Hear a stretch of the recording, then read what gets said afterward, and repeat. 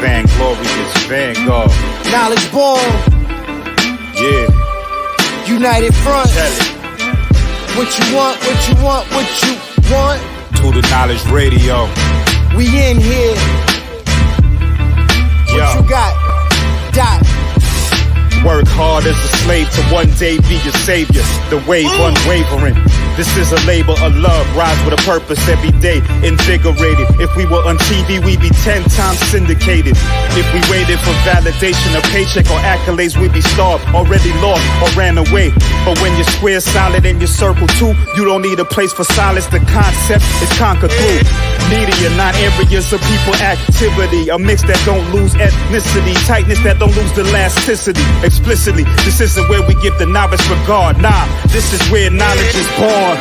Last time that I checked, I'm undefeated. Deliver edicts, can't resist when the gods build and manifest freedom. When lines get crossed, they may push a loss, cause they get handed a check. We kick your can and cancel your cancerous gestures. A prophet vision, precision, the prescription for the sickness is to inoculate your fate with the winning. Arrogant beginnings turn to humble endings. And US with KBA is a win-win. 1K, 1K.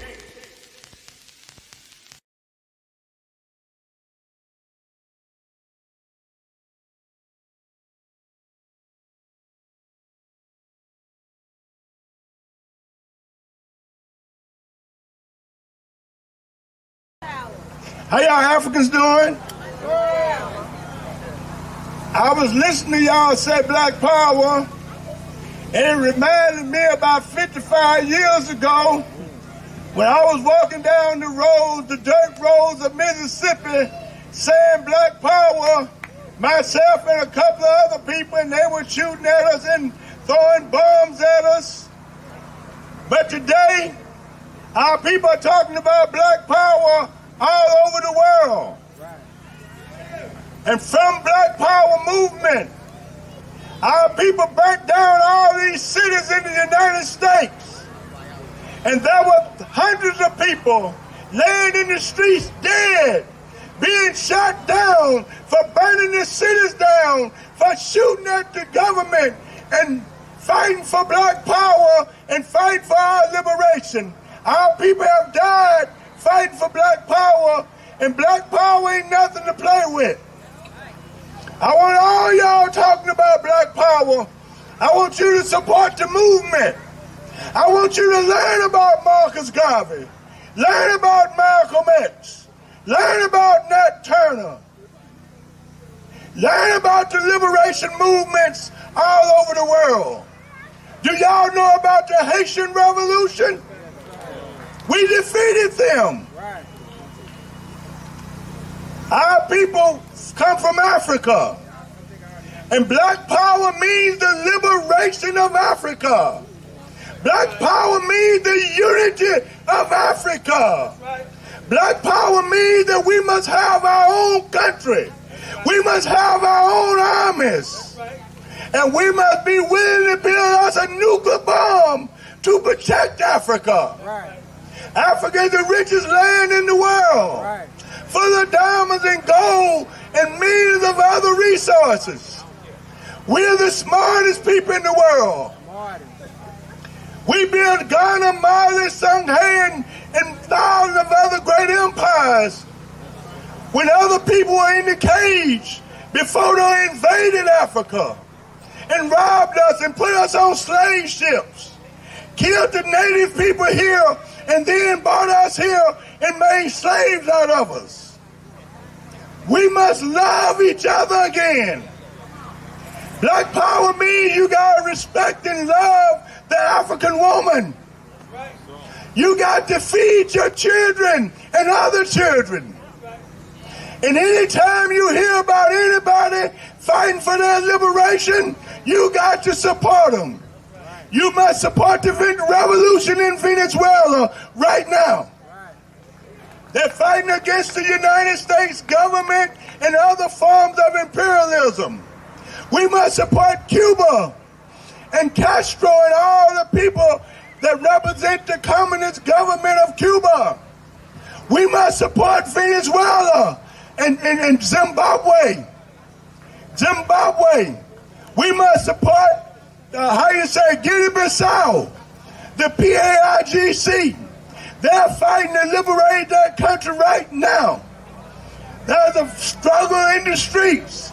And the PAIGC, which was led by Amilcar Cabral, he was assassinated by imperialism, but yet the spirit of Cabral, they continue to organize, and they're trying to take over Guinea-Bissau. The PAIGC, we must support them. We must support the guerrillas and the soldiers in Libya that's still fighting against the United States government. We must support the guerrillas and soldiers in Yemen that's fighting against Israel and the U.S. imperialism. Anybody in the world that's fighting against the United States and Europe, we must join them in that fight. Again, we're not Americans. We're Africans. And we'll never be free until Africa's free. They divided Africa up and cut it up in little pieces. We want a united Africa. We want our land. And we want to let the world know that African freedom fighters are up in arms all over the world, in Haiti, in Zimbabwe, in Libya, all over the world, in Guinea-Bissau. African freedom fighters are up in arms, and we will lay down our life before we lay our arms down. We are fighting for our liberation. So those of you who come here talking about Black Power today and sing about it, like Malcolm say, if you knew what Black Power means, you wouldn't use them words so loosely. You wouldn't play with it. Because Black Power means bloodshed. Black Power means liberation. Black Power means getting knowledge of self, getting knowledge of your people, getting knowledge of the revolution. And Black Power means that we must form armies and prepare to fight. And some of us are fighting right now as we talk all over the world. We are fighting, we are throwing bombs, we are doing everything to defeat America, defeat imperialism. So again, I want to say, damn the Democrats, damn the Republicans, damn America, damn Europe, and we want you to know we will fight you until you're dead. We will fight you until we're dead, till you're dead.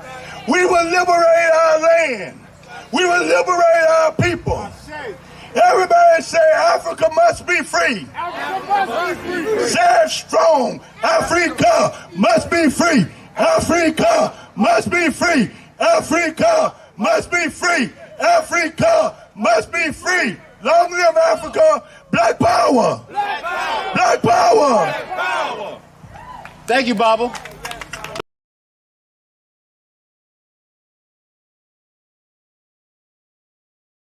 We are at war. I don't think there's any other way to begin this or to say it. We are at war. We're in a physical war of attrition, which for some people, it may appear that we are losing, but I measure it based upon how far I've moved away from being European. The slave's wisdom is in the master's head. When deeds speak, words are meaningless. If they come and get your men at night, they'll be back in the morning for your women. Proverbs are people's wisdom. But when you teach children in Proverbs, then you are cultivating their ability to think. We have to stop sometimes. Someone will say a proverb to us, and we have to stop and think about what it means. And then what it means in terms of the context of whatever they're talking to us in. Because Proverbs work your brain. Proverbs make you think. Imagine what we would have in our communities if every other sentence, every other discussion we had, we presented our children with a proverb relative to that. What kind of firepower we would have in the minds of our children. We wouldn't have a situation like we have now, where we moved from miseducation, where they're given the wrong information, to diseducation, where they don't want to have to think because it's work. Proverbs shows you how intelligent you are. It gives you the wisdom of your ancestors. I wanted to go through a list of what it is to be a man, or what manhood is supposed to be about already. So for me, manhood involves at least 5 major components. You have educator, leader, provider, protector, and respecter of women. In our home, politics is simple. Politics don't have to be big. They should really be simple things. For Indiana, no Euros, no homos, no Negroes.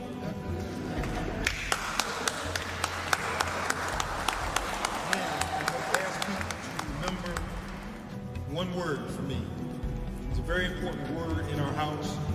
John Henry Clark talked about how the Romans, when they wanted to conquer Kemet, they would greet each other today. Greetings, fellow Roman.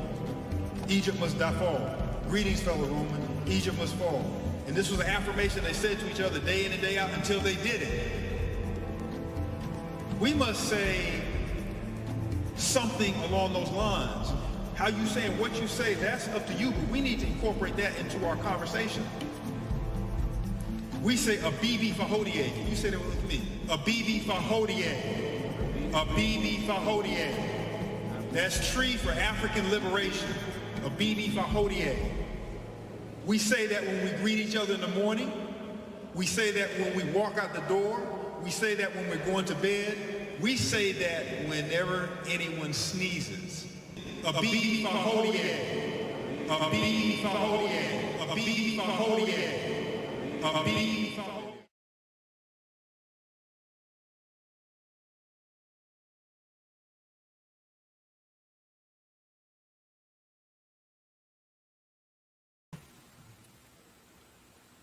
Wartime. Let me tell y'all how excited and proud I am. This is 3 days in a row. You understand what I'm saying? This is 3 days in a row. Our general thought enough about us to do a 3-day African Retributionary damn marathon. You understand what I'm saying? He done gave us 3 days in a row straight, no chaser, black survival, urban survival, self-defense, tributes,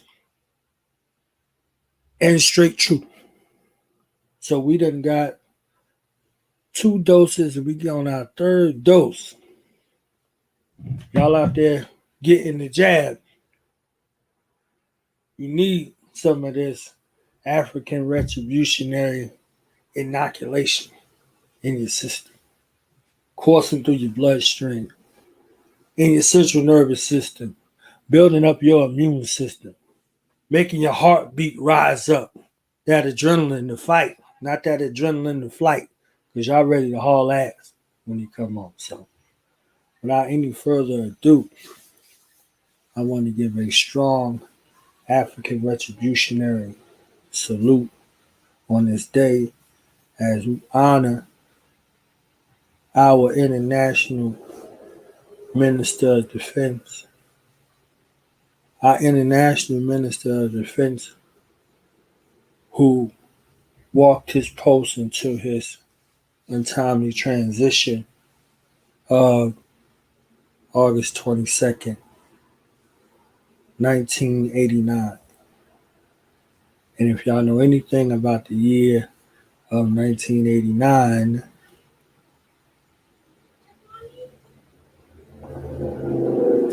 I'm not going to get into that.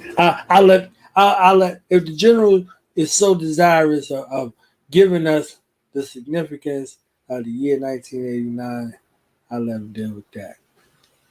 All right, so I'm not going to belabor it any long. We're going to give a strong African retributionary salute to our 5-star general who has sojourned in the hells and smells of North America for us, who has crawled through the trenches and waded through the blood and the dead bodies after our people, and was a tool designed like myself and a few others, because it ain't that many, that was born, that was crafted, that was shaped, that was molded, that was on the potter's wheel to give this damn devil and his advocates and her advocates hell and death from our cradle into our exit. A true cub of our spiritual general, Dr. Khalid Abdul Muhammad, the Honorable Dr. Khalid Abdul Muhammad, our 5-star general, my man 50 grand, my Black Dragon, my George Jackson. I'm the Jonathan to his George. Our 5-star general, General King Samir Shabazz. Wartime, wartime, war time.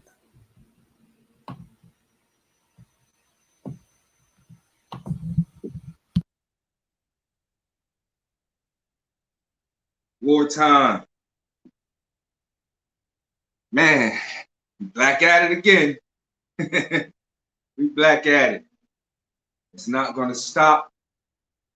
Has no reason to stop. This is Black August. This is Warrior Month. This ain't Black History Month. This is the month white people don't endorse. Huh? This is the month you won't hear the names of George Jackson, Huey P. Newton, Runoko Rashidi. You won't hear crackers mention these names this month because it makes them cringe. It just upsets their spirit. Regardless of how low their spirit is, the name of Nat Turner upsets that wicked spirit. Welcome to the honorary tribute of the Minister of Defense of the Black Panther Party, Dr. Huey Percy Newton.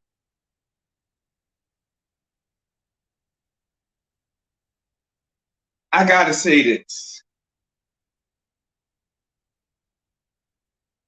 This seat right here, this chair right here, has to be the hottest chair in America right now.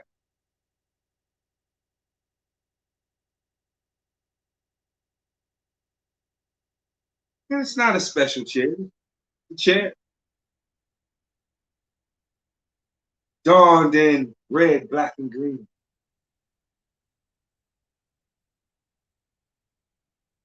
Yes, I even sit my ass on red, black, and green. But this got to be the hottest chair in America right now. Because I didn't even realize. It was 3 days in a row I've been pumping. So I'm seeing what's about to come. And I'm seeing how vital and necessary I'm going to have to. So now I'm going to have to start kicking in some doors. Since y'all don't want to invite me, I'm going to kick your fucking door in. Me and my chief of staff is walking through. And I'm taking charge. We're taking charge. The Khalid Muhammad militia is taking charge. Better listen. Better listen. Listen closely. But this is not about the Khalid Muhammad militia. This is about the man whose seat I now represent, whose seat I now sit in as the National Minister of Defense of the Black Riders Liberation Party, the new generation Black Panther Party. Now, we're going to dig into that in a minute. So I sit in the seat of Comrade George Jackson.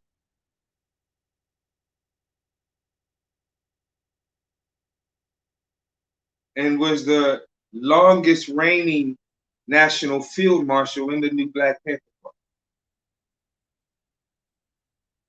under Malik Zulu Shabazz at that time. No longer with him. Let me make that clear. Because it seems some of y'all still think I'm no ma'am, no sir. I roll with Crystal Muhammad, the baddest Black woman on the planet, who stands on the legacy and the protocol of Khalid Abdul Muhammad.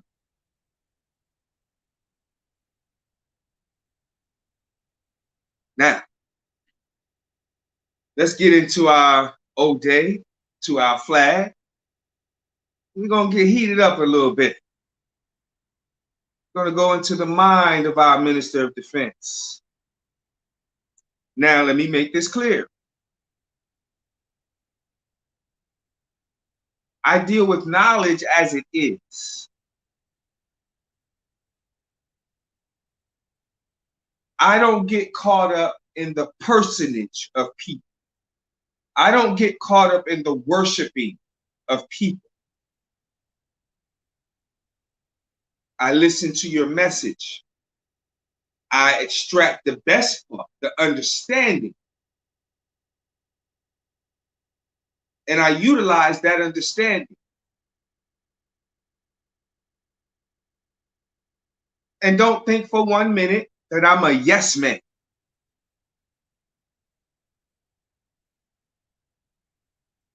There are things, well, I can't even use him as an example, Dr. Khalid. But there are things people say that we're not going to agree with all the time. I don't agree with everything the Honorable Elijah Muhammad said. I don't agree with everything that comes out of Malcolm's mouth. I don't agree with everything that comes out of Minister Farrakhan's mouth. Because I'm not a yes man. See, I pay attention. And if it don't fit, as Johnny Cochran said, if it don't fit, acquit. So if it don't fit my understanding, then for me, it has no place in my cycle at that particular time. You dig what I'm saying? So I don't get caught up in the personages of people. There's a lot of things Huey P. Newton said that I don't agree with. Period. But we're going to get into that. We're going to get into some of that. So let's go into our O'Day, and then we're going to build. Here's to the flag of mine, the red, black, and green. Hopes in the future bright Africa has seen.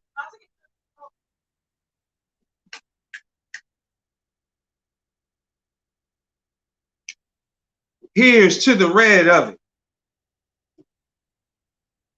Great nations shall know of it in times to come. Red blood shall flow of it. Historians shall write of it. Great flag of mine. Here's to the black of it. 800 million back of it, whose destiny depends on it. The red, black, and green of it. Oh, flag of mine. Here's to the green of it. Young men shall dream of it. Face shot and shell for it. Maidens shall sing of it. Waving so high, here's to the whole of it. Colors bright and pole of it. Pleased is my heart with it, regardless of what is told of it. Thank Garvey for giving it. Great flag of mine.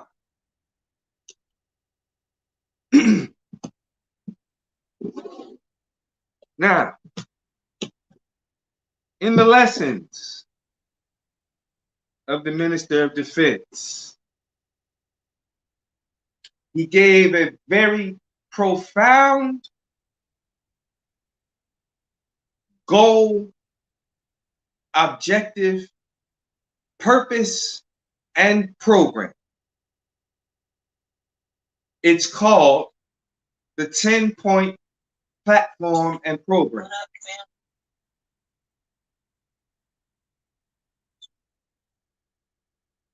This 10-point program is the basis. It is the founding principle of the Black Panther Party.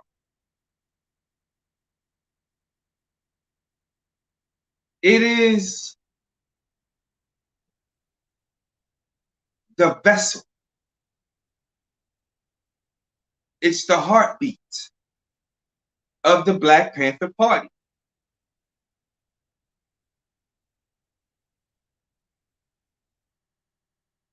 The 10-point program didn't just come overnight. It took quite a good minute to be processed word by word. See, I'm trying to get you to start to see inside the mind of Huey. And in this particular instance, Bobby as well. But this ain't about Bobby. So in Merritt County College, community college, they sat and drew up the 10-point program. Huey said he didn't want it to be just some quotes of begging. Because we're not begging. The 10-point program and platform are demands. It's the what we want and what we believe principle of the nation. Because honestly,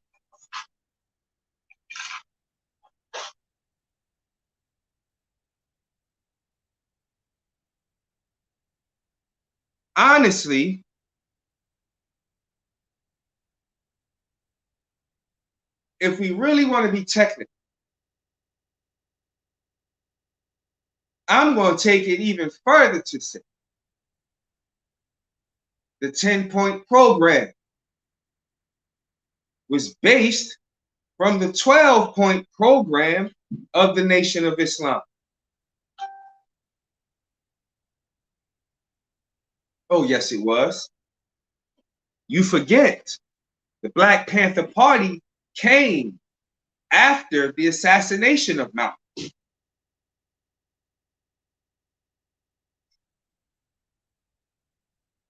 We're going to talk. So let's look at some of the points in the 10-point program. What are these points?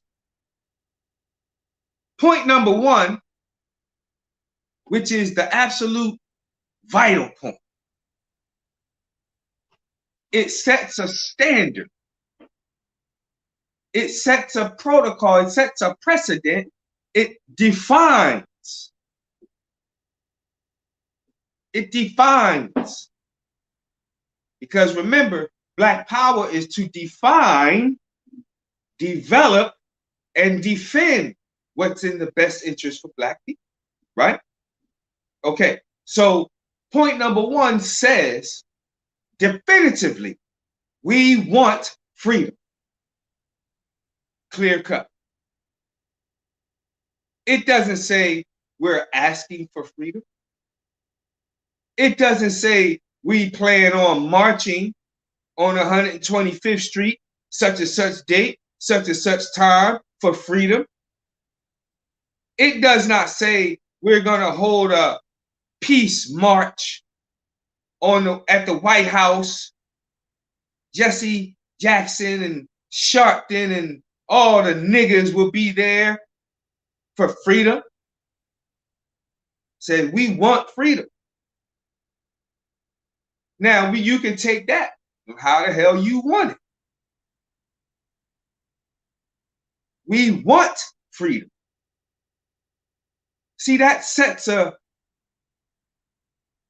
separation.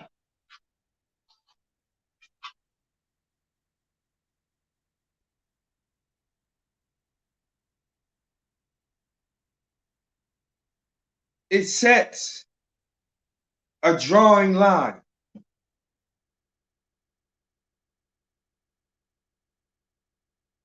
It sets a border.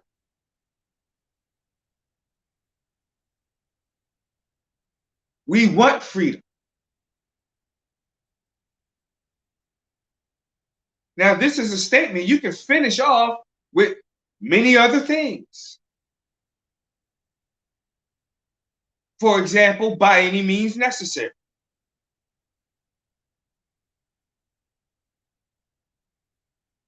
Which is so cliche, because you niggas really don't mean by any means necessary.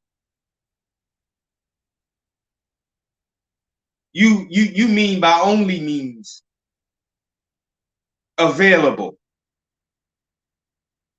Necessary shouldn't even be in your damn vocabulary. You niggas want availability. You don't want struggle.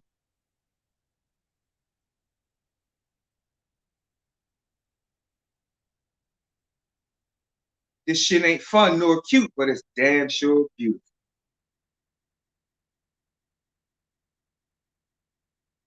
Knowing Frank Wolf pisses his pants at night while he's in his pissy bed, thinking of the name King Samir Shabazz. You know who Frank Wolf is. The cracker who went all out from Texas, the senator, the bitch-ass senator from Texas who went all out after me for the Voting Rights Commission atrocity. Look what happened to Frankie. Frankie got his damn feelings hurt.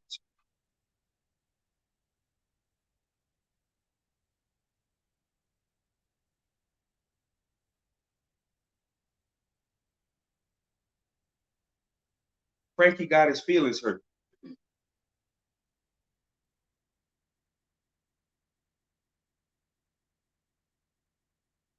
I want freedom.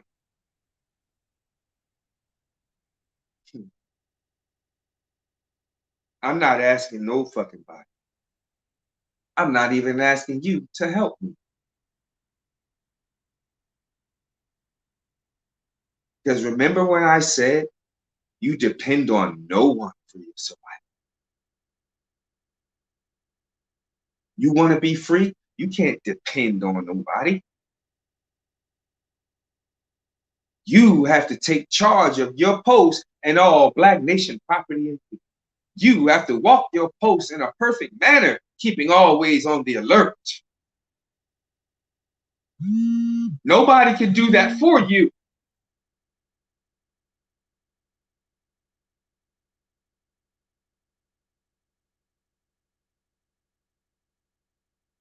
We want the power. Listen to the words. We want power to determine the destiny of our Black community. What is Black power? To define, develop, and defend What's in the best interest for black people? Huey said, we want the power to determine the destiny, the future, the outlook, or where the fuck black people are going in the black community right now and for our children.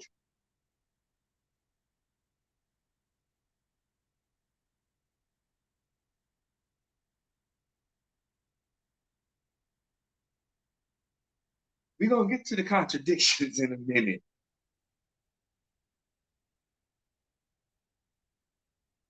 Right? Because there are some contradictions. It actually became a lot of contradictions.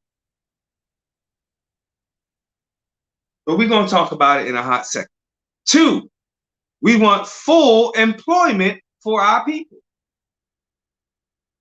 Full employment. Now, I can see this in many ways. Because the Honorable Elijah Muhammad taught us to create jobs and employment for ourselves. Then we hire our people. But give us the means to establish our land, establish our economic society. Right?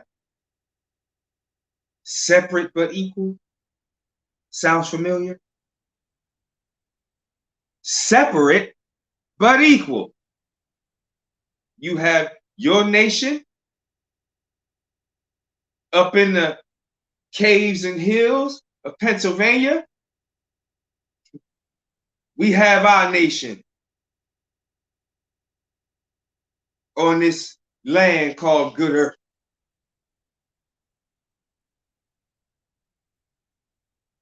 You have everything you need to run your nation. We have everything we need to run ours. You bring your asses down that hill, your heads will be chopped off by the sword as you roll down. We want full employment, not for you. We don't want to work for you, Mr. White Man.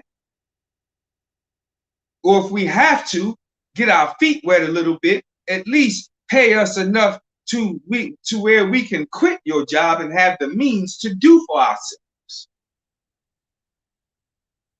That's justice. Outside of taking your motherfucking head off, trying to give you a way out.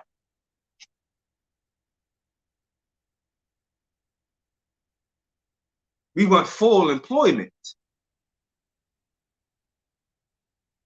Number 3, we want an end to the robbery.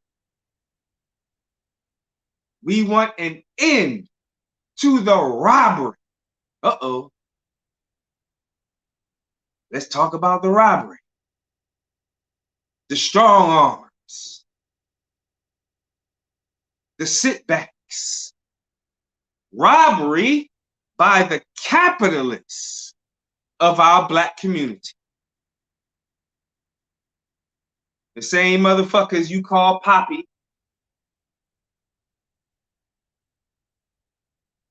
are robbing the black community. Let's just be fucking real.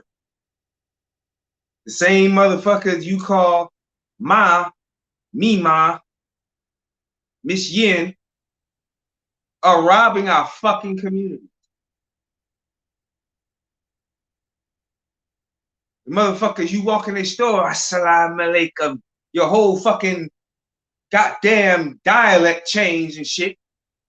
Nigga was born on 5th and Ollie, now you walking around here like you was fucking born in Mecca. Them motherfuckers are robbing our communities. The rusty dusties.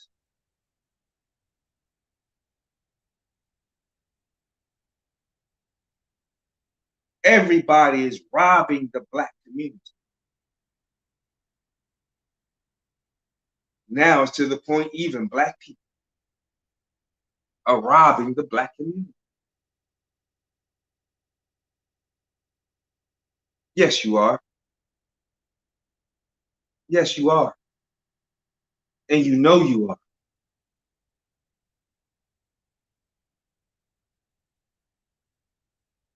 Robbing us blind. Polite. Been robbing us blind, young Pharaoh. You've been robbing us blind. Any one of you. There's so many of you niggas I can name, man. Thieves. Conscious capitalism.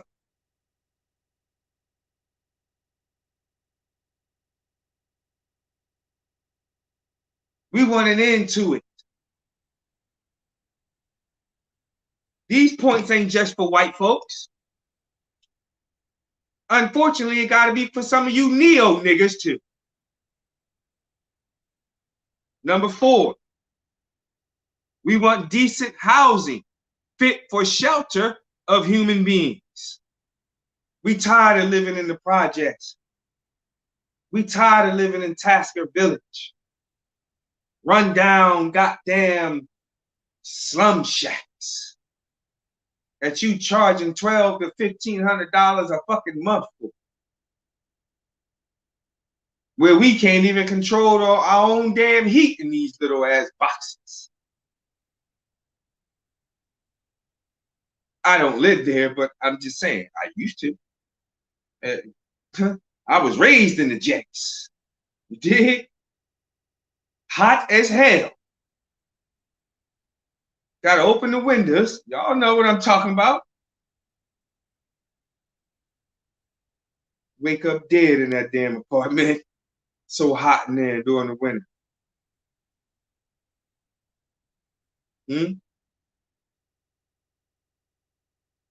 Pissed out hallways. Crack vials all up and down the hallway steps. Junkies in the corner. The ladder to the rooftop busted.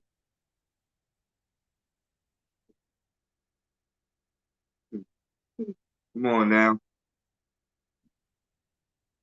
We want decent housing fit for shelter of human beings, not dogs. Dogs got better housing than black people. Ain't that some shit?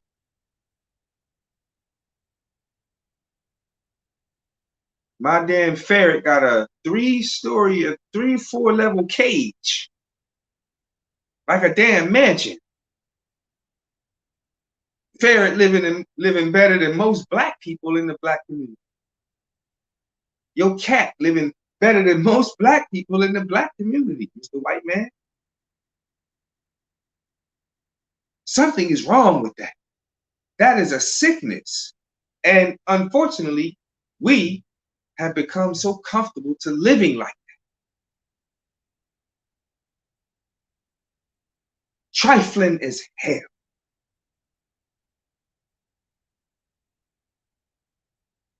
So our mentalities have become trifling as hell. Our environments have become trifling as hell because we are now manifesting that triflingness.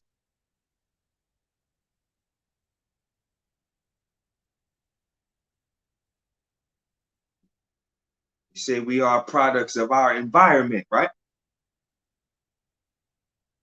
Your mind is filthy because you live filthy. Your mind is chaotic because you live chaotic.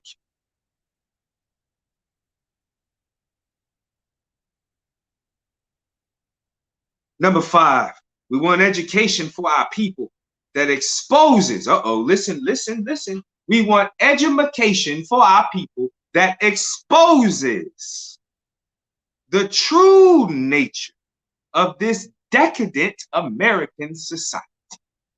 True nature.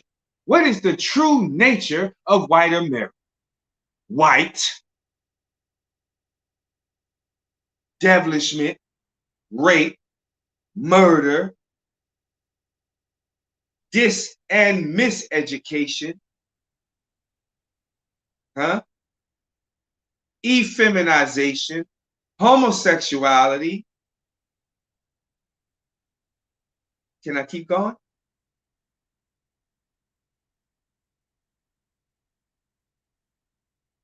Decadence. Again, trifling. Nothing but hell, chaos. There is no good in it. Every ounce of it must be destroyed.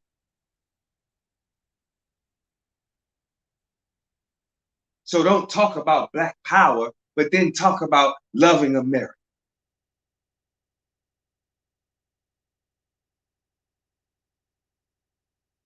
When it comes to America in the Olympics, all of a sudden you niggas talking all this we stuff. We got a gold medal. We see how fast we was running. Niggas just so used to running.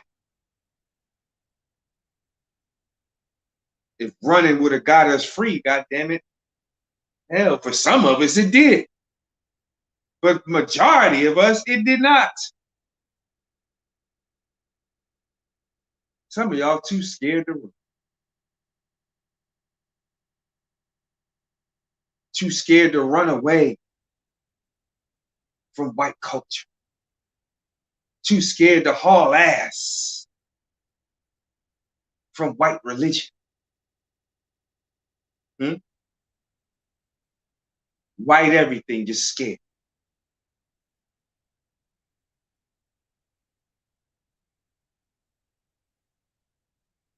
We want education that teaches us our true history and our role, pardon me, in the present day society. Well, you have no role in the present day American society.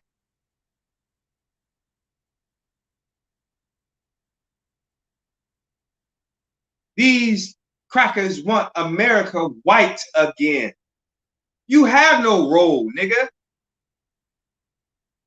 The problem is you trying to force yourself into a role.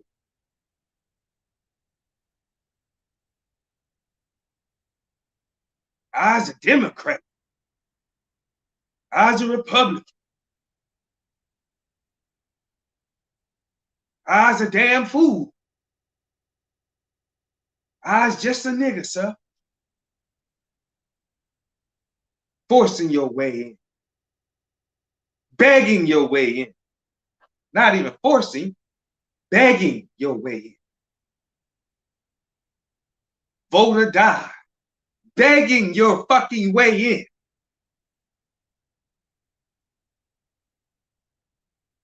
Exercise your right to vote.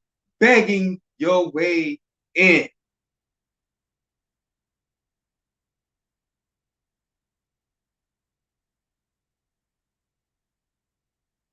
No wonder y'all hate the new Black Panther Party.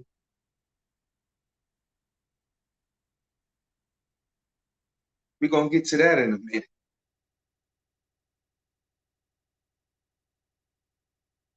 Number 6, we want all Black men to be exempt from military service.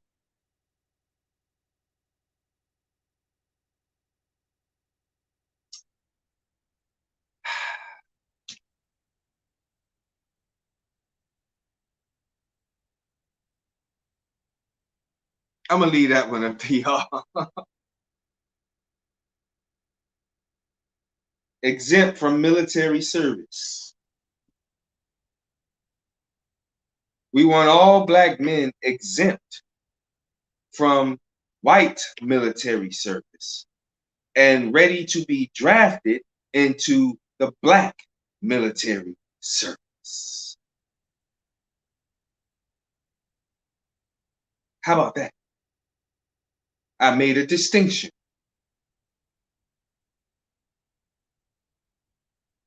All right. Number 7, we want an immediate end to police brutality and murder of Black people.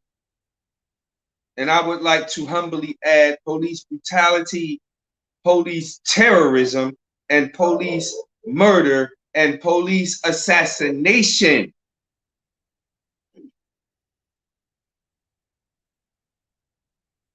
Of black people. But how do you stop it? By just keep wanting it?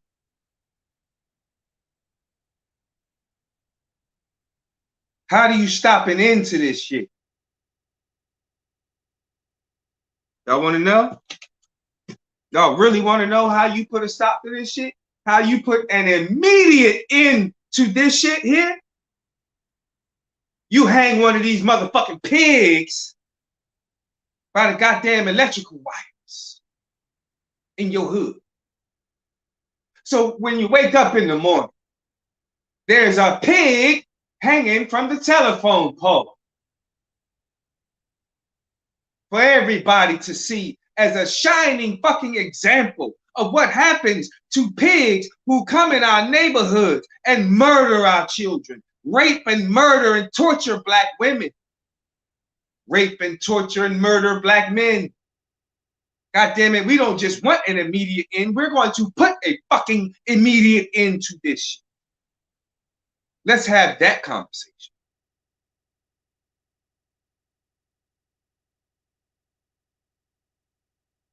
You want to put an immediate end to it?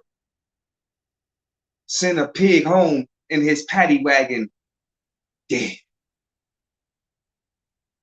with a note. Black people are tired. We've had enough. The slaves have had enough.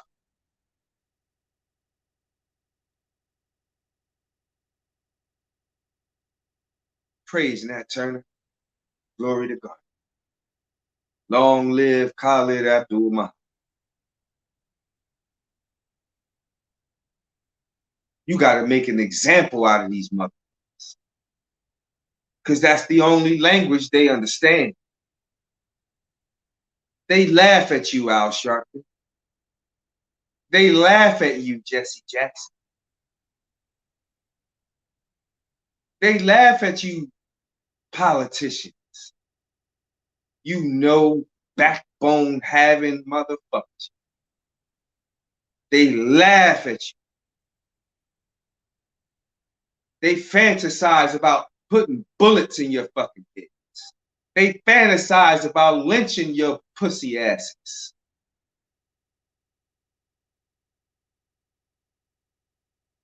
Yes, they do. You don't believe me? Go on to some of these white supremacist websites and just read some of the shit these crackers write. Jesse Jackson, there's a picture of you hanging.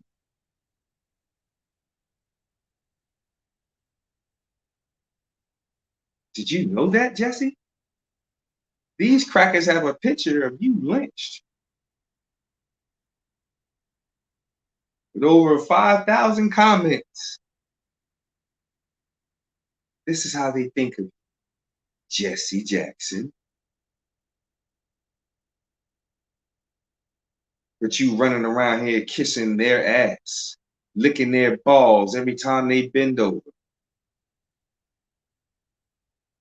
Got your head in some monkey pussy every time these white bitches bend over, Jesse.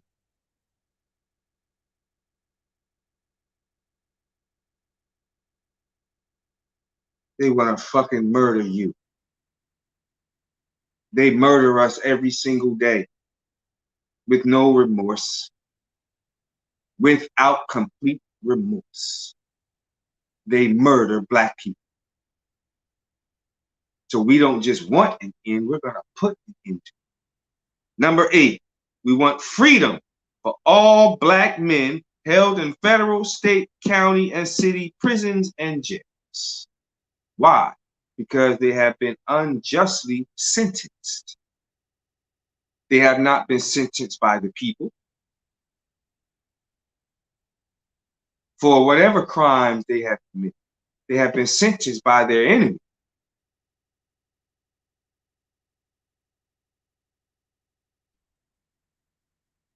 So according to my enemy, hell, the greatest crime is your skin.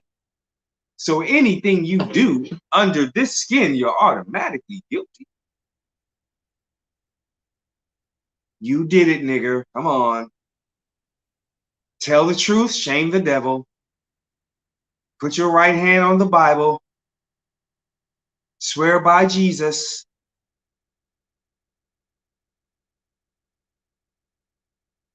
Your skin makes you guilty. So we want our warriors out. And we will deal with them according to their crimes. Race treason is an automatic no-no. Pedophilia is an automatic no-no.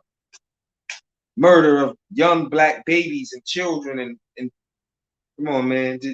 We know who's who's. We know the what's what. All right. Number 9, we want all black people, when brought to trial, to be tried in a court by a jury of their peer group or people from the black communities as defined by the Constitution of the United States. Just went over that. Number 10, we want land, bread, housing, education, clothing, justice, and some goddamn peace. These are the things that we need to establish ourselves as self-independent. Right? So I didn't go into the breakdown of all the points and all that. We'll be here all night, especially with my long-winded ass. But that is the basis of why we're fighting. That is the basis of what the new Black Panther Party stands on. Because our 10-point program is the same 10-point program. The only difference is the ideological principles. Because we stand on Africa.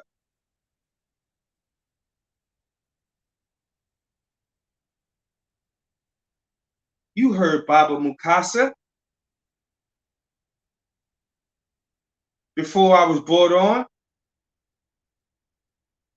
We fight for Africa. This is why Africa sits in the center of the logo of the new Black Panther Party, with the panther coming out of Africa. Oh, y'all didn't even know that, see? You wear the damn patch and don't even know the science of your patch. You walking around here screaming Black Power, raising your fist, wearing all these weird ass uniform gadgets and shit, and don't know the science of your damn logo?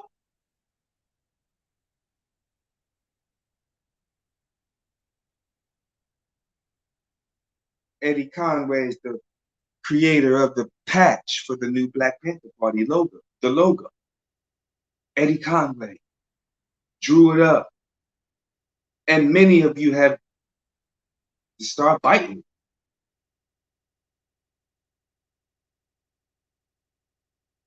To start biting it. Like, wow. So you don't want to get down with the wheel that's already rolling. You want to start your own square. And wonder why you ain't moved no damn. Because in order for something to move, it has to be in a cipher, in the process of a cipher. Squares don't move. This is why the truth is in the square, and you can't move that square once we're based on truth. It is emphatically impossible to move us once we're on our square. So if you want to take this ride, you got to get down and get in the wheel.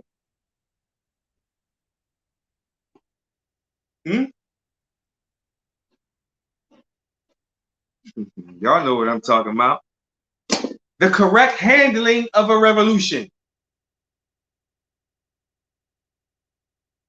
the correct handling of a revolution.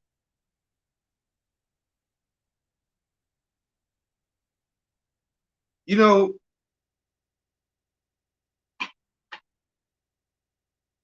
I'm going to give y'all a homework assignment.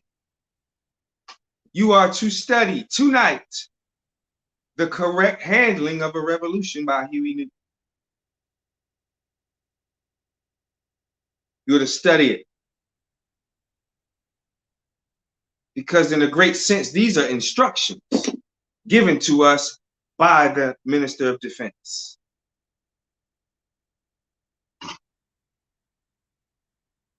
He says the black masses are handling the resistance incorrectly.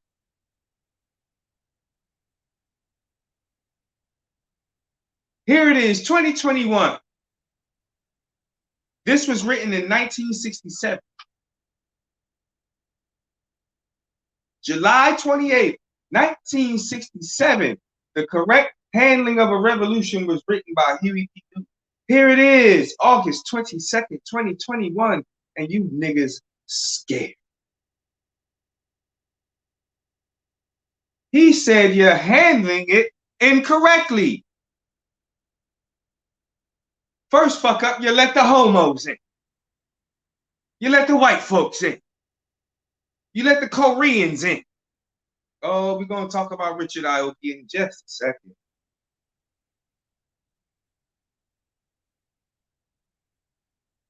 We're going to talk about you. You let the integrationists in.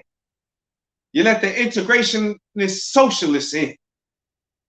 You let the flower posse in. You let the queers in. Huh? You let the fairies in.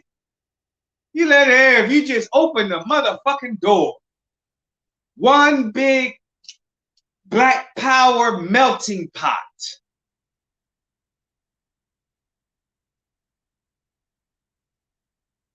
And you have the fucking audacity to call it the conscious community. Get the fuck out of here. Nothing conscious about you niggas.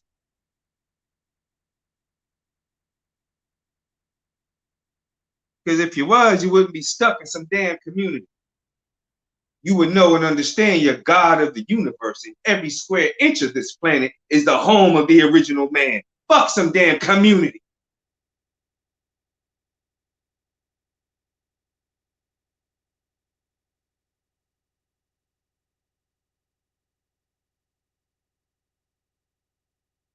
The black masses are handling the resistance incorrect.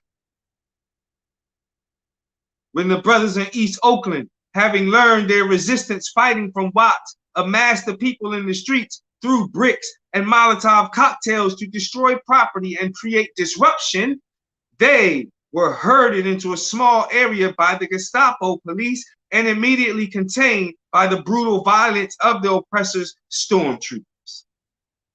Now, although this manner of resistance is sporadic, short-lived, and costly, it has been transmitted across the country to all the ghettos of the black nation. The identity of the first man who threw a Molotov cocktail is not known by the masses, yet they respect and imitate his action.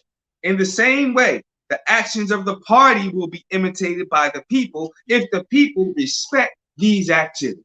So, Panthers, with your weak ass marching, Panthers, with your weak ass cell phoning, Panthers, with your weak ass vote or die goddamn campaigns. People don't fucking respect that shit. That's why ain't no banging out in the goddamn streets. Look at the goddamn examples you're giving the people. Pussified, chicken heart examples of leadership, number one. Your leaders are weak. Your leaders are cowards.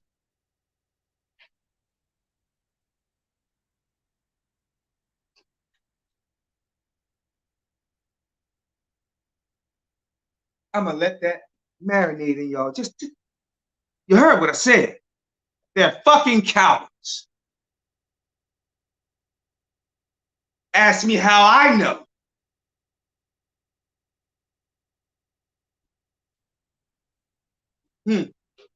Ask me how the fuck I know.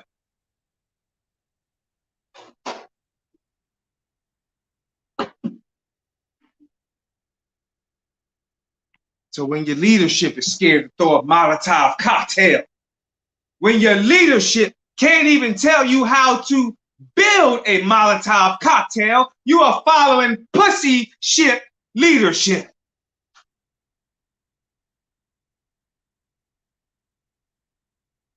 When your leadership is looking for a way out.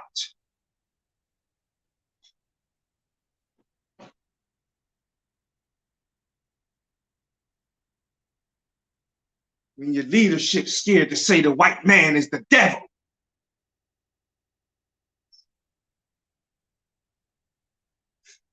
When your leadership's scared to say we ain't rolling with no fucking faggots.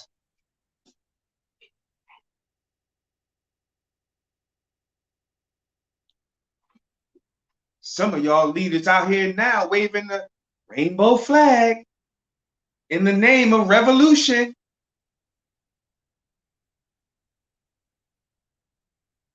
Chairman O'Malley, you might as well go ahead and put a pair of thongs on, bro.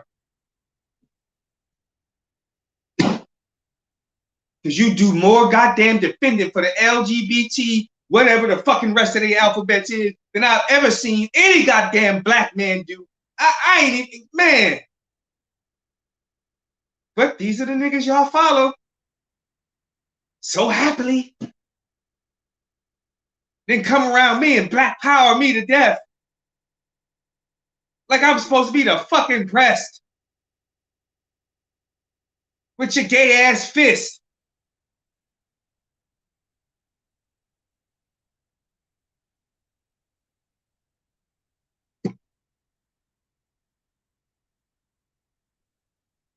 We got to give the people something to imitate. Not only imitate, emulate.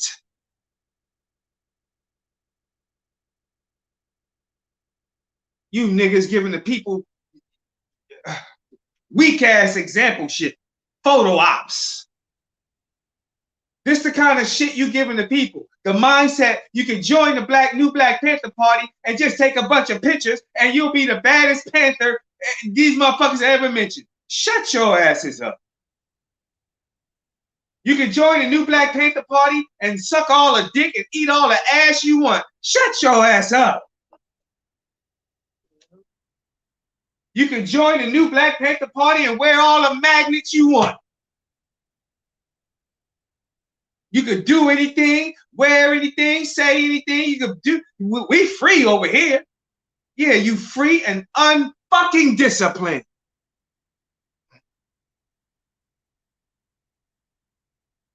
There's always a price to pay for freedom. That's what you niggas don't understand. Especially you new booties. That's what you don't understand. But I understand because your leadership ain't teaching you this.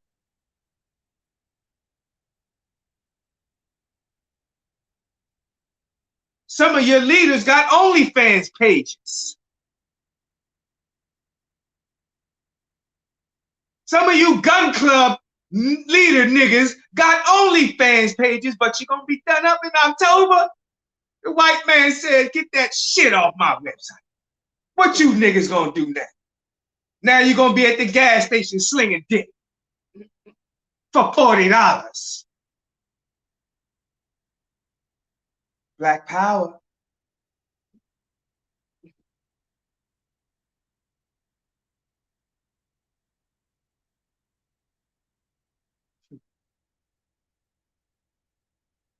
Talking about the incorrect handling of a revolution in 2021.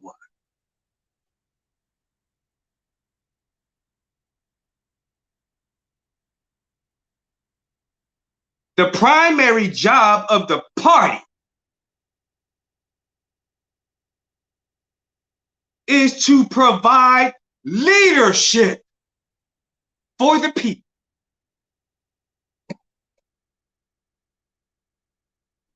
Provide leadership. Provide. Pro.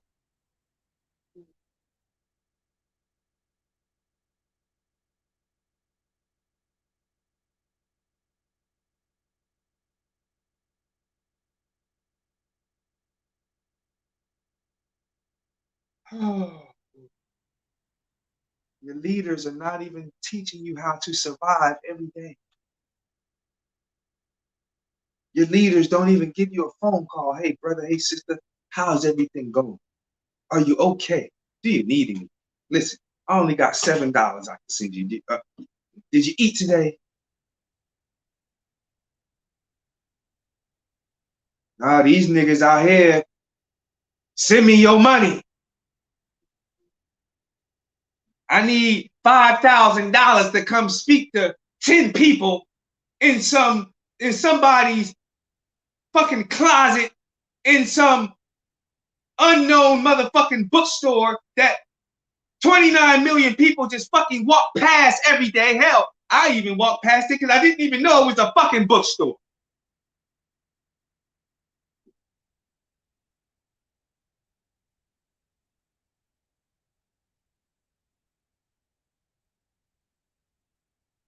What leader is saying to you, hey, listen, we're opening a survival school for Black by Black. $300 per person. Y'all know today, I was just searching up survival schools. You know these crackers is charging $3,800? $1,900? God damn it, I'm talking about the incorrect handling of a revolution because you niggas don't support shit. If it ain't some fucking shea butter or some crystals, you niggas don't support nothing. Especially when it comes to your survival, your life. Shea butter ain't gonna fucking save you, fool. Ain't no damn piece of rock, no fucking where, from no goddamn where, gonna stop white people from putting bullets in your motherfucking head.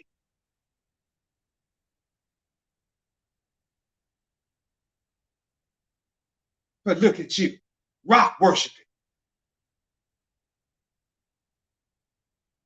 And I understand you looking for something to relate to give you some kind of guidance, but you're looking into a piece of fucking rock. Hell, you might as well go on back to Jesus. Take your ass back to church. Put a pig foot on your plate. In fact, tell him give you 2 because you're just coming back. You've been gone. You've been dealing with that black power shit. You've been a vegan too long. You back in the church. Give me 2 pig foots.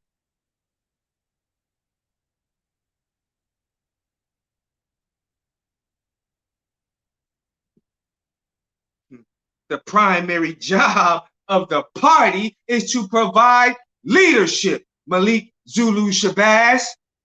Oh, damn, y'all ready to run now. Provide leadership.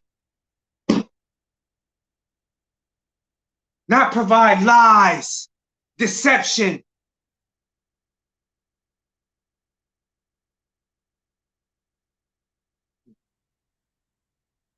Should I continue to go down my list? No.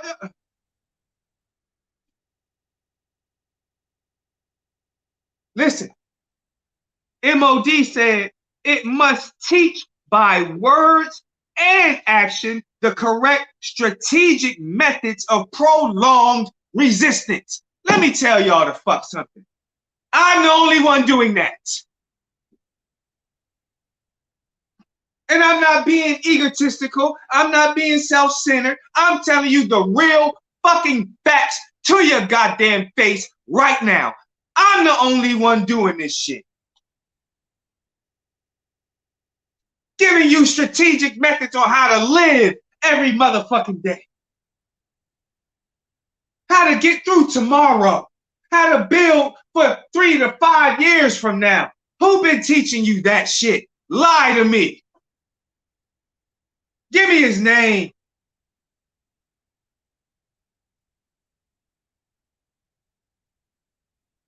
And I've been teaching that for the last 6 years, just here.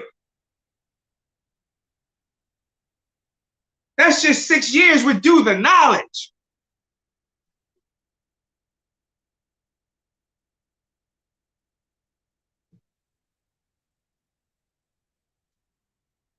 I've been doing this survival shit since I was 10 years old. Maybe younger. What leader is teaching you how to survive?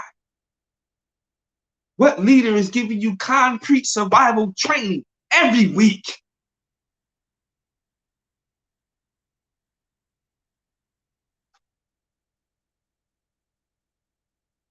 Y'all know I gotta plan my life around these classes.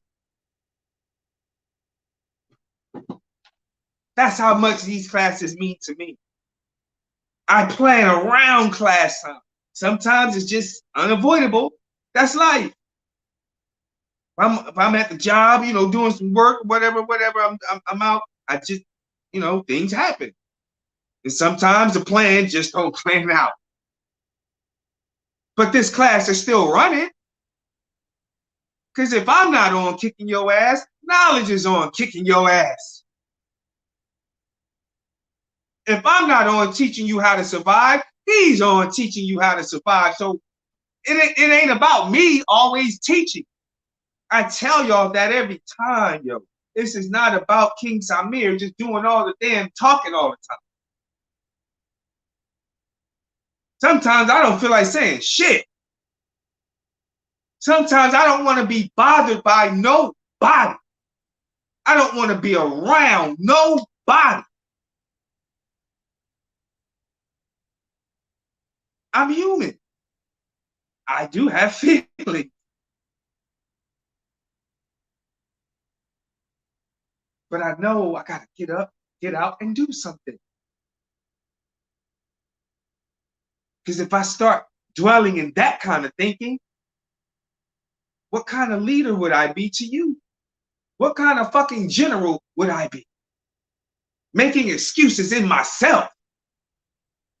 And then expect you not to give excuses. That ain't my op. God damn it, if I don't make excuses, don't you give me.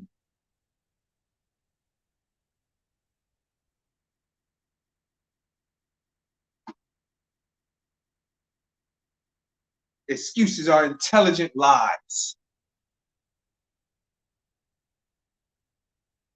Don't bring that shit over here.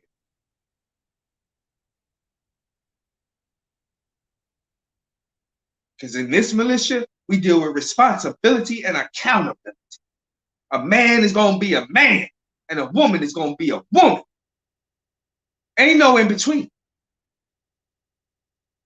Oh, we talking about the incorrect handling of a revolution tonight, buddy. Now, when the people learn that there is no longer advantageous for them to resist by going into the streets in large numbers, and then when they see the advantage in the activities of the guerrilla warfare method, they will quickly follow this example. You're going about it all wrong.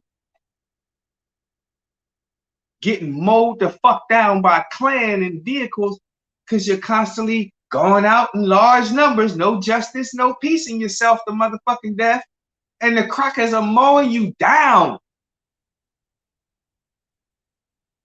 Riding right through the goddamn crowd.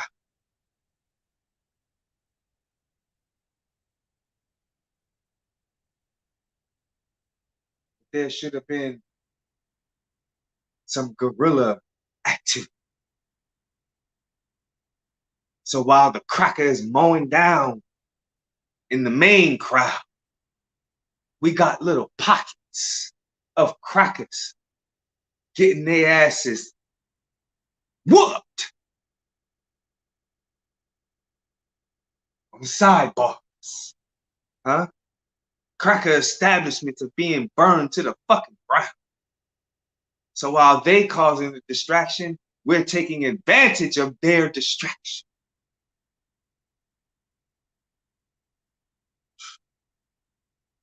Khalid Muhammad taught me well.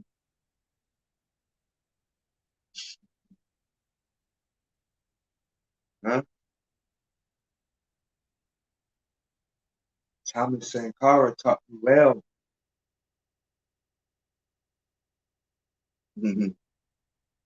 Sobukwe, Robert Sobukwe taught me well.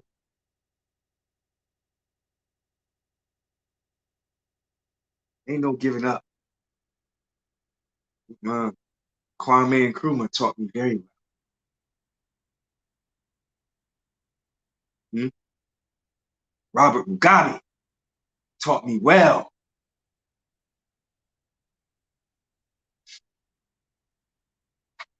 Listen. First, they must respect the party which is transmitting this message. A lot of you new faction motherfuckers don't get no respect. Hell, some of the members in the factions don't get no respect because you don't respect yourself. The people don't respect you because they look at you and they see disrespect in you. First of all, your uniform is disrespectful. When it's wrinkled, dirty, salt, sweat stains. Huh? Ain't black no more. The shit damn near silver. Or brown, because you've been out in the damn sun and you just keep washing it and washing it.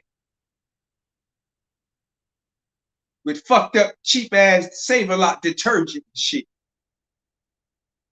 In hot water. You don't wash your uniform in hot water.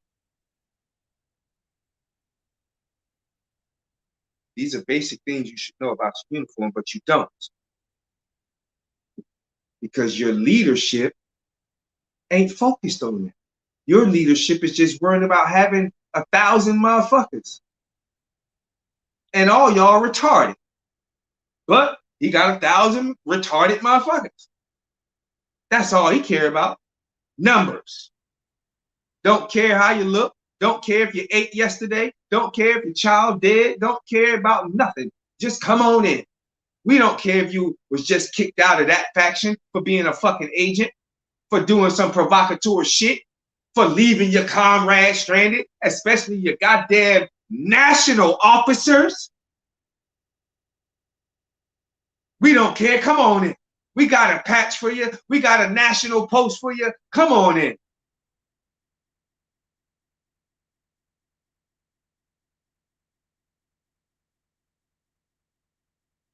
When the vanguard group destroys the machinery of the oppressor by dealing with him in small groups of 3 or 4, and then escapes in the night of the oppressor, the masses will be impressed and more likely to adhere to this correct strategy.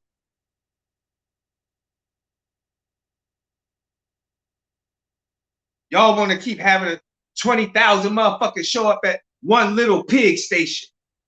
And then you wonder why the pigs ain't there.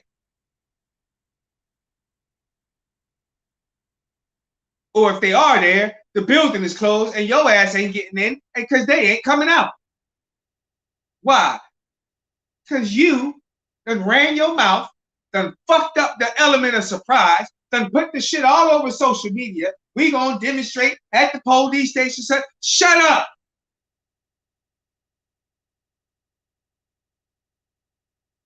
You're doing this the fuck wrong as hell.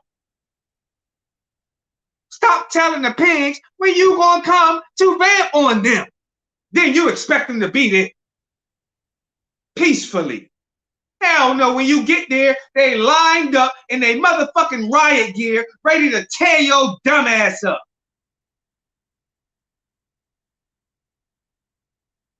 Because you niggas just want to come and hold some fucking vigils. Kneel and pray type bullshit in front of the police.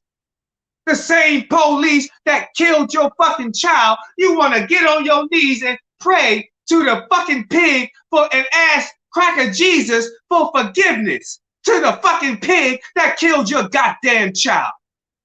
Shot your child 57 goddamn times, and you at the police station on your knees in front of the pig that shot your child 57 times, asking the same Cracker Jesus that looked like the same fucking pig that killed your child for forgiveness. You're handling this shit wrong as hell.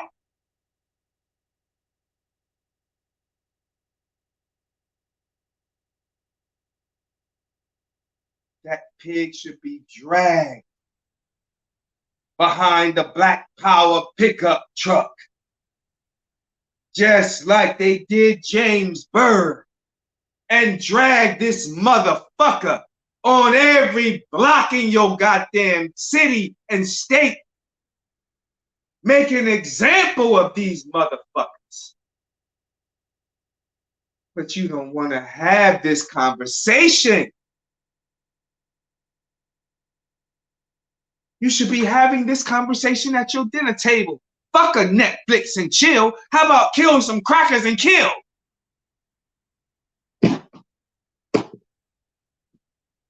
Netflix and chill my ass. Let's plan a revolution and then chill. Let's win the war, then fucking chill.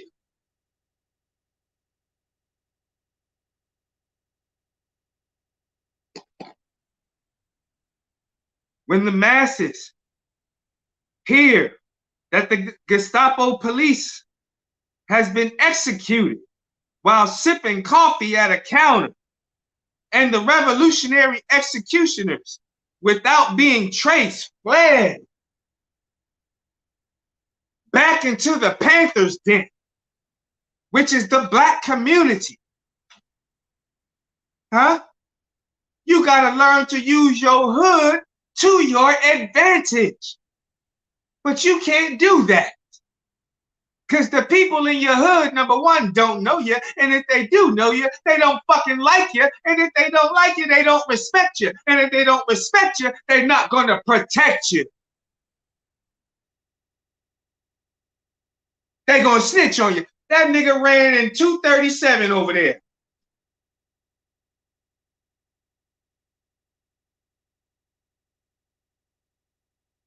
Remember the other day, I said you got to learn to be allies with the crackheads.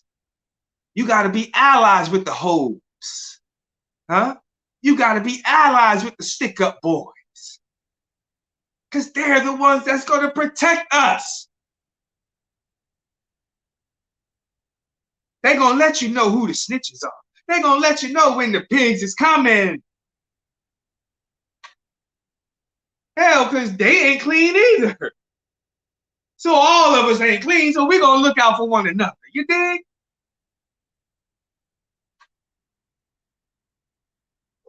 And in some instances, you got to make allies with the drug dealers. But notice I said in some instances.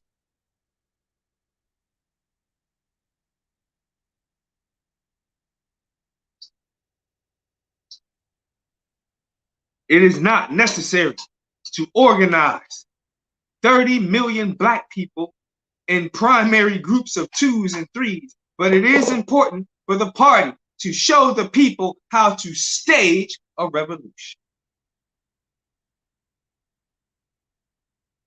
There are 3 ways one can learn: through study, observation, and participation. Experience.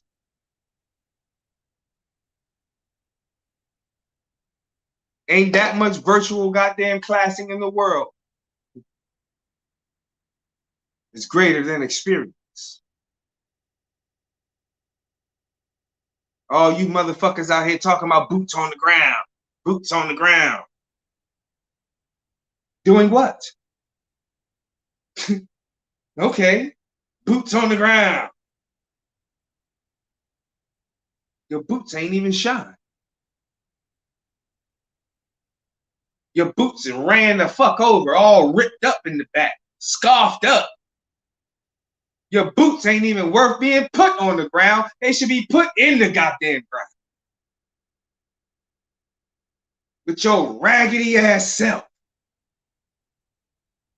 Messy.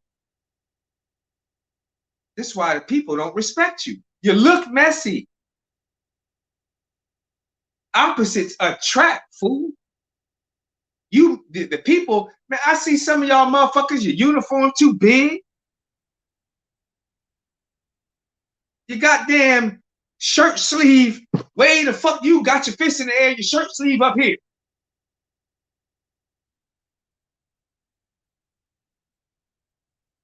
Damn, you don't even know what kind of size clothes you wear? Just messy as hell. We're talking about the incorrect handling of a revolution. And these are just some things, y'all. Since the Black community is composed basically of activists, observation of or participation in activity, there are principal ways for the community to learn. To learn by studying is good, but learn by experience is better.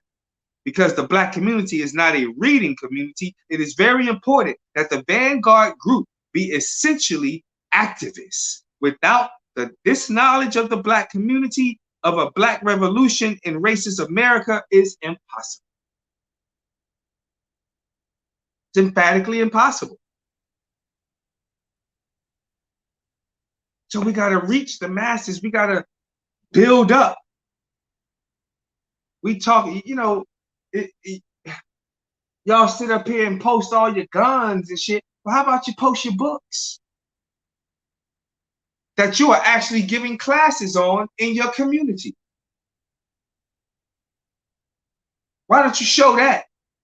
Show the people that you sit with, show the people that you lie and say you sit with every goddamn week, that you teaching in your hood.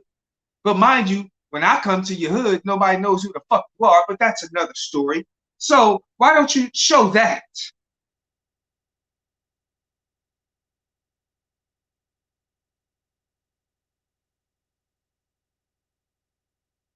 Show the work being done. I don't give a fuck who you take pictures with. That ain't what revolution is about. Y'all got this game fucked up. That ain't what this game is about. If we can get free by taking pictures with motherfuckers, don't you think we'd have been free thousands of years ago? And notice I said thousands of years ago.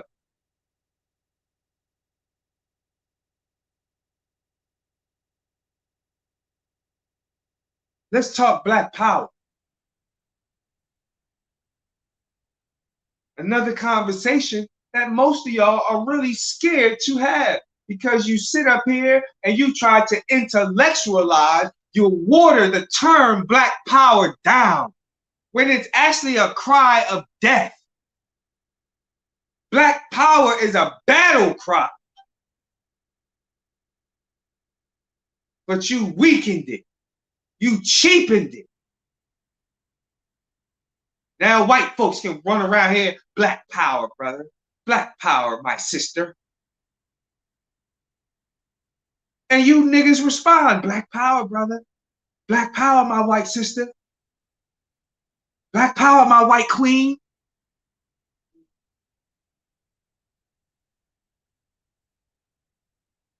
Lie and say you don't.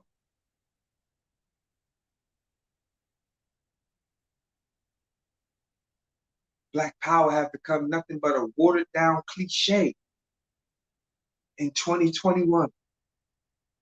Because y'all don't really want Black power. God damn it, Malcolm said, and Baba Mukasa said, Malcolm said, if you knew what Black power really means, I'm going to add you would shut the fuck up. You wouldn't dare say the words Black power out of your pump lips. Because when you say Black power, son, Somebody gotta die.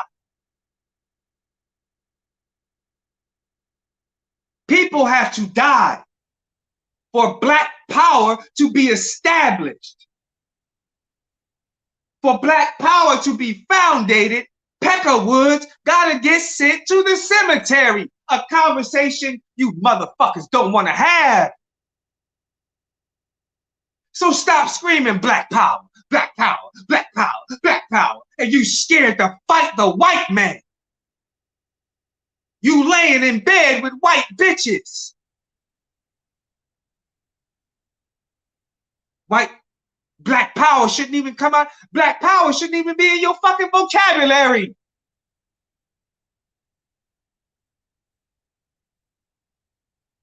Because when we talk about Black power, we mean by any means. Not just any, all means.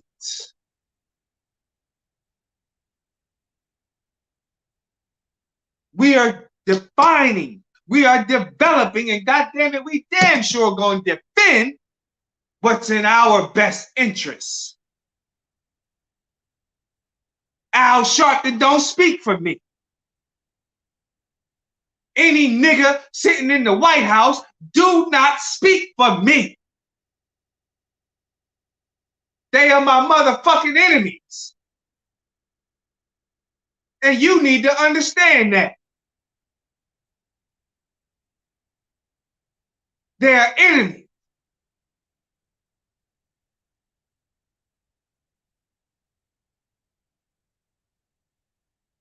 You don't want Black power. Nah, no you don't. It sounds good. It sounds revolutionary as hell, don't it? It sounds intimidating as fuck, don't it? But it's even more revolutionary and more intimidating when you live in it, not just screaming it. Some of y'all out here screaming Black power and go home to your dirty ass house. Dirty diapers everywhere. Your white wife who don't even bathe, sitting in the corner, flea infested, lice infested,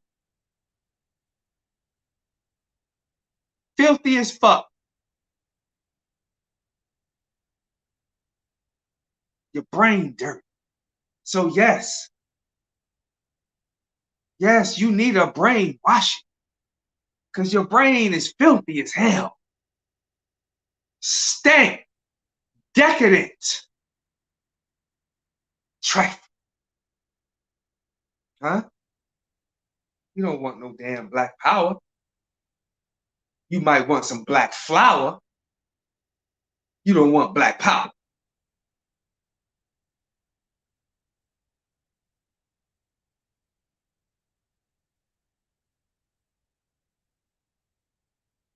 Can't be no homo screaming Black power. Can't be an integrationist screaming Black power. You can't don the Russian flag or the Russian symbol in the red, black, and green flag and scream Black power.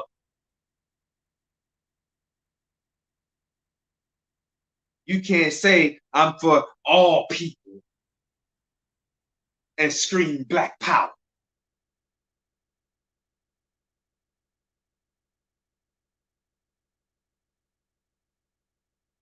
You can't downplay, make mockery of, ridicule Black nationalism and Black Pan-Africanism and scream Black power.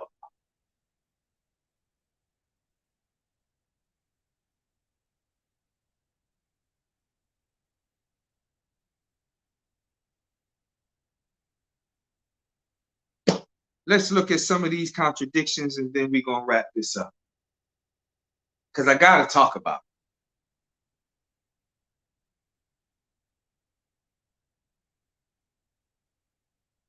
it. Huey stated,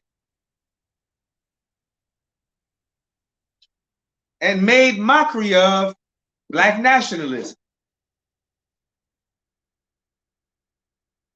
Yes, he did. Every chance he got. Bobby Seale as well. They made mockery of Pan-Africanism.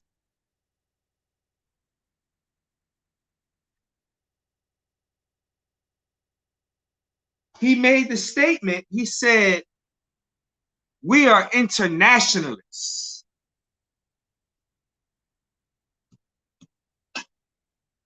We are internationalists.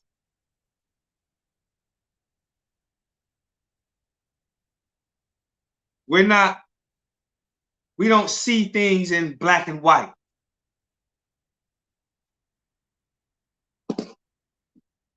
We're against racism.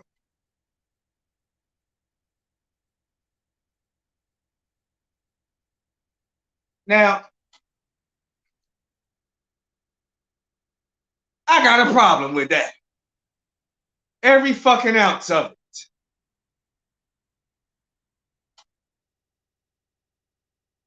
First of all, when you say shit like I'm an internationalist, that sounds like I'm a homo to me.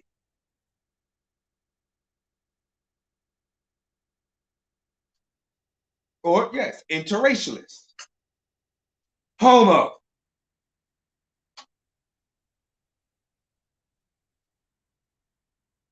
You are an acceptor of all cultures, all societistical norms, international and abroad.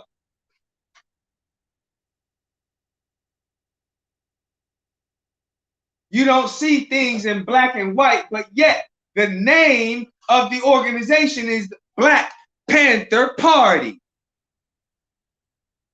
for self-defense.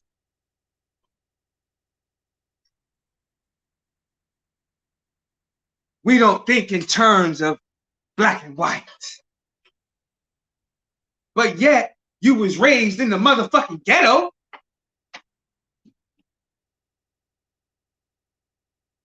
How is it possible that you don't think in terms of black and white when the 10-point fucking program, the first degree of the 10-point program says we want freedom? So I'm trying to figure out how you don't see in terms of black and white, but you're saying we want freedom. So who the fuck do we need to be free from if we're not seeing in terms of black and white?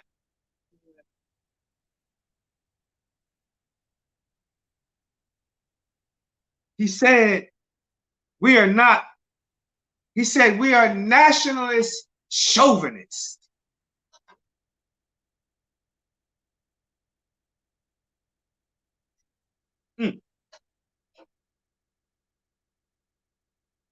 So no wonder Mario Van Peebles, in your great works of the movie Panther, no wonder you made the nationalists, the Pan-Africanist brothers, look like clowns. Look like a bunch of weak pussies. Yes, you did. Because this is how Huey Newton saw Pan-Africanism. This is how Huey Newton saw black nationalism. So when you study the beef between Kwame Ture and Huey P. Newton, you will find Kwame took a principled stance. Kwame took a black stance. The Black Panther Party should be for black people only. But no.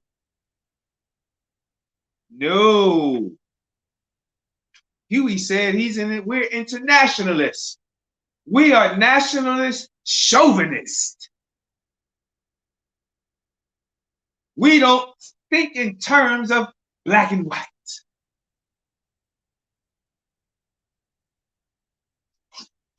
So technically, the Black Panther Party was not for black people.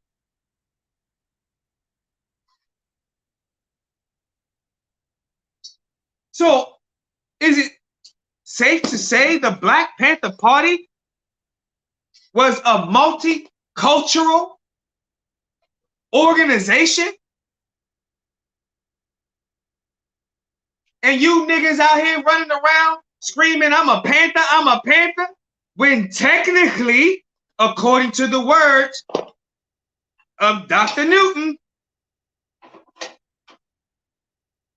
the Black Panther Party was not taking a stance strictly for black people.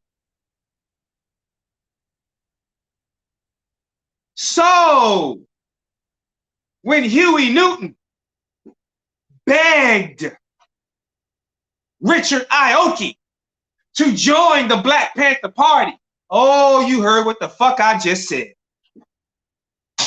When Huey Newton begged a Korean to join the Black Panther Party,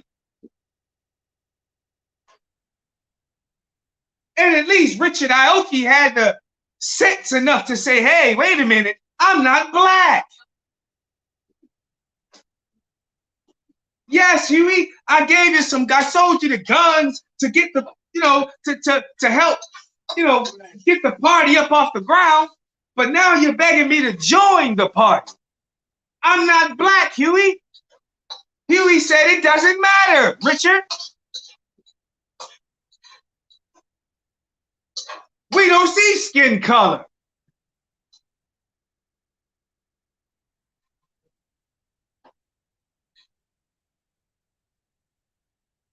Y'all don't want to have that conversation, though.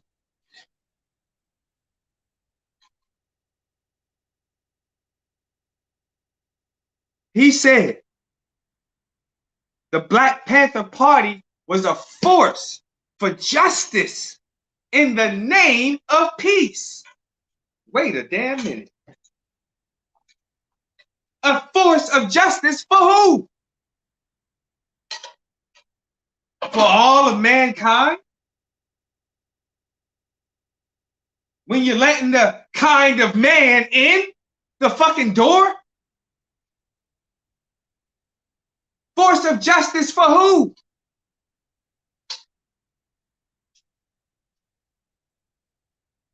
I don't want to have this conversation.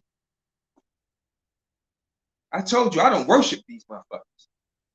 Right is right and wrong is wrong, and that's what I'm going to stand on. That is justice. Yes, he had a great mind. But wait a minute, let's pay attention. So the Black Panther Party was not founded specifically for black people only.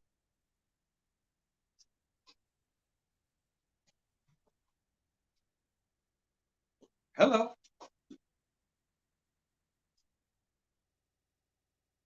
So no wonder they can endorse the White Panther Party. You ever seen a White Panther? I haven't either. I seen some crackers wearing a White Panther t-shirt.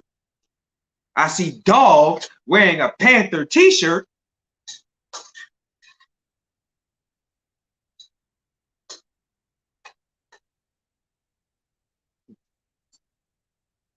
You can't fight for justice in the name of peace. Because if you're fighting for justice, you got to come in the name of justice. How you going to come in the name of peace? Peace is just that, peace. So if I greet the God or greet the earth peace, then ain't no negativity after that. Why? Because I greeted you, open up in peace. So everything that comes after that should be what? Peace. See, we use these terms too fucking lightly. Don't scream. You can't scream, I'm for black power and come in peace and love, peace and light and love, however the fuck you want to put it. You can't water down black power and then scream black power.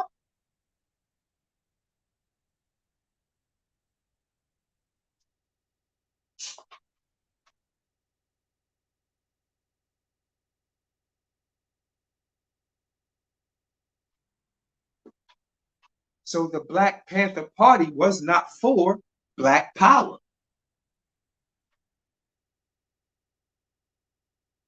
Listen, man, I don't play with these. Listen, it is what the fuck it is.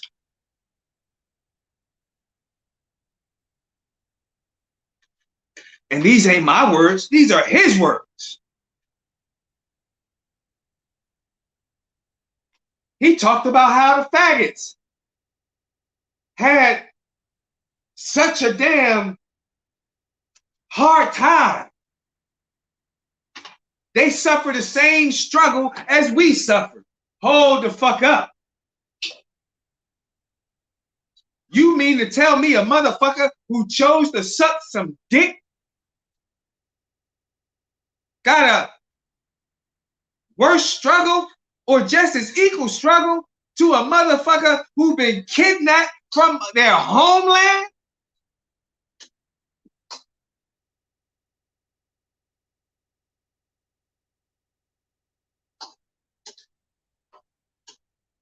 Wait a minute.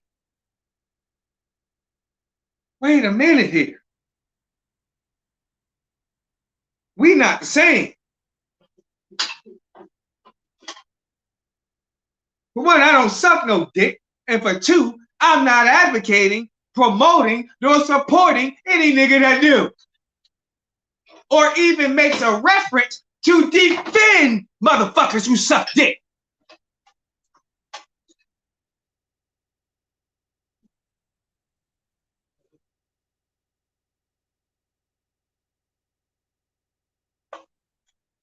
I disagree with you, Minister of Defense.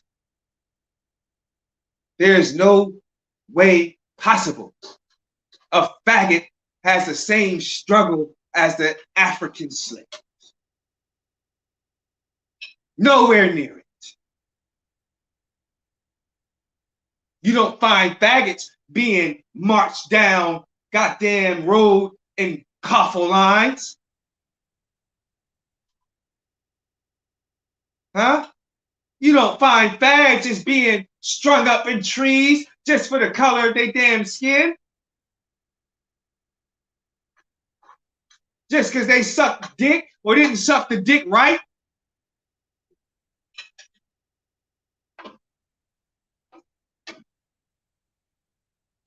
Oh, he didn't suck me right. I'm gonna lynch his ass.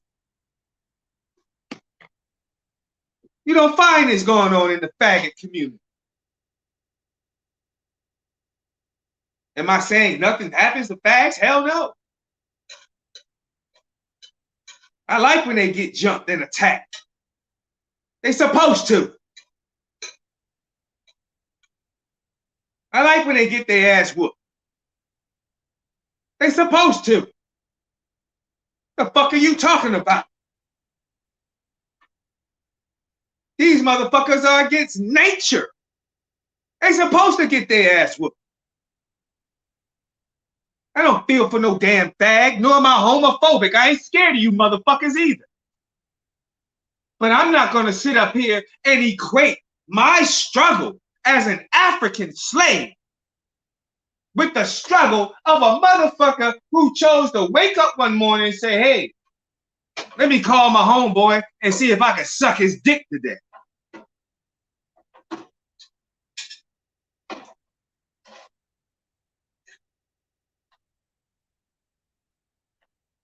Wrong fucking answer.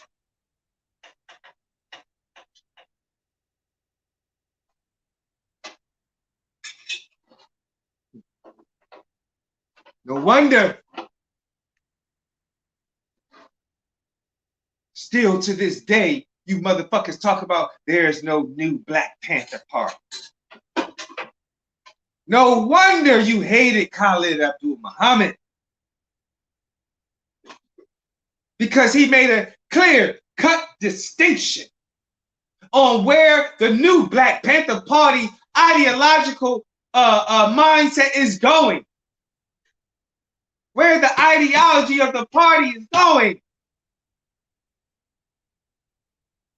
God damn it, he said we're African-centered and that's where we're moving, and he made sure of that. This is why the Panther is coming out of Africa in the center of your patch.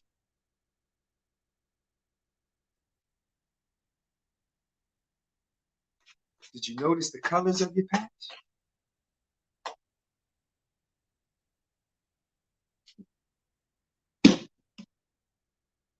Well, we'll leave y'all with something to think about. This was a tribute, an honorary tribute to the late, great Huey P. Newton, our Minister of Defense. Sorry to ruin your Black Panther Party, but I had to force dump you. You dig? Because I just can't overlook this. Like, hey, wait a minute. Like, I just didn't fucking read this shit and act like it don't exist. Act like it wasn't even said. No, sir. No, ma'am. We're gonna talk real talk. What you may like and what the fuck you may dislike. That's the problem. Y'all just want to talk about everything you like, everything that makes you comfortable. You just want to talk about shit that don't get you upset. You want to watch movies that don't piss you off. Laugh and giggle all motherfucking day long.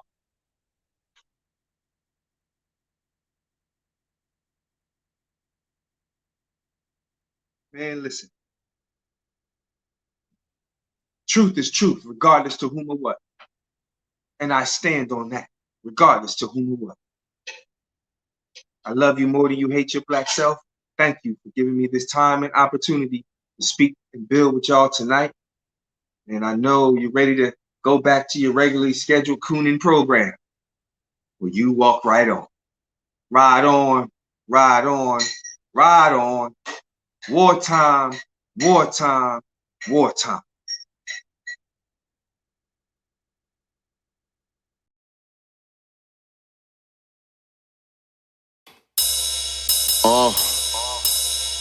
Yeah, like that. Word. You know what I mean? Who is the original man? The black man is the original man. Who is the original man? The original man is the Asiatic black man. The maker, the owner, cream of the planet Earth. Father of civilization and God of the universe. You know? So I'm so glad I'm black. God bless my life. I'm so glad I'm black.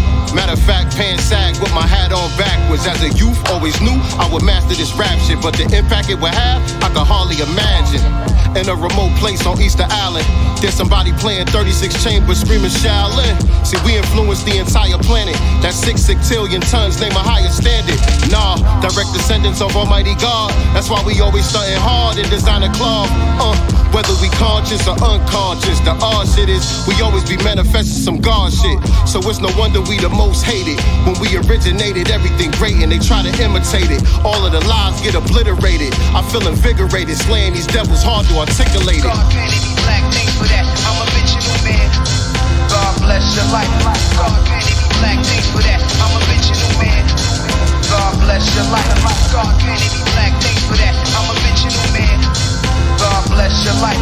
God granted me black things for that. I'm a original man. God bless your life. Even out of the mud, we still shining like a diamond. Got people copying us. See, it's obvious to us, they'll never make the game fair, cause we be washing them up. And I ain't talking sports and entertainment. That goes for any field of human endeavor. We ain't nothing to play with. We been had our mathematics up, just trying to shine some light on the world. We on our Lewis Latimer. They write the history and scratch us off it. But the only thing they ever invented was the patent office. So they insert themselves inside the culture. Just a bunch of DJ Vlads. Basically, that's the culture vulture. Collective self-esteem is critical. The way we seek acceptance from other people is kind of pitiful. Cause Black America's the pinnacle. We the foundation, birth of a nation, indivisible. God can't any black things for that. I'm a fictional man. God bless your life. God can't any black things for that. I'm a fictional man. God bless your life. God can't any black things for that. I'm a fictional man. God bless your life. God can't any black things for that. I'm a fictional man. God bless your life.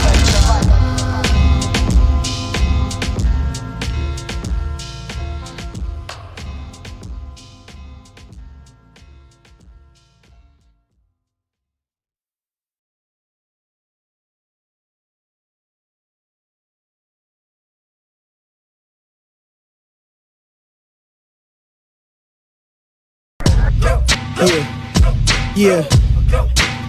Now we gonna tell them. That in front. We tell them like this, yo. I'm an African. I'm a African. I'm an African. I'm a African. Yeah, y'all like that? No more. This man's mind is open.